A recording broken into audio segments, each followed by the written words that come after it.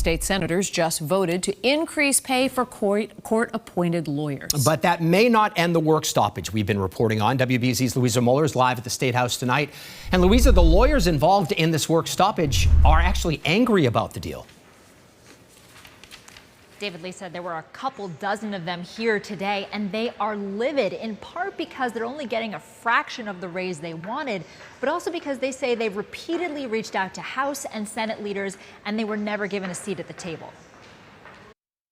Right to counsel is only words to them.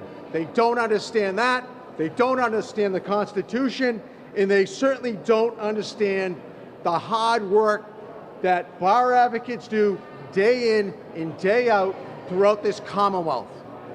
Hear, hear. Woo! Massachusetts bar advocates slammed state lawmakers, vowing not to return to work. $20 an hour across the board. Even as the Senate and House voted in favor of giving them a $10 an hour raise immediately and another $10 next year. The state legislature, and specifically the Democratic leadership, has thumbed their nose at us for 21 years. The sticking point remains money. Bar advocates are state contracted defense attorneys who represent defendants who can't afford a lawyer.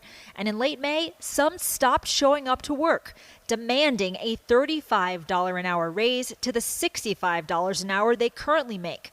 Bar advocates in surrounding states already make more than $100 an hour. Happy to be out? Yes, sir. WBZ showed you defendants getting out of jail as the work stoppage left thousands unrepresented and forced judges to dismiss more than 100 cases in Suffolk County.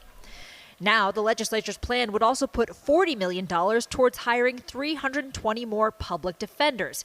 These are a separate group of attorneys who work full-time for the state. Governor Moller says she's prepared to sign the deal. It's really a function of how much money there is in the budget right now. And, you know, the legislature, I know, worked very hard to provide what they could within what we have for budget right now. But bar advocates say their grief remains over the secrecy of the process. We are going nowhere. You're strengthening our cause and our resolve. Personally, I am not taking another case until they do what is right. Now, there is also language in this deal that's supposed to prevent future standoffs like this. It says that if bar advocates refuse to take future clients because they're upset about their pay, it could constitute a violation of the state's antitrust laws. We're live at the State House. Louisa Moller, WBZ News. All right, Louisa, thank you.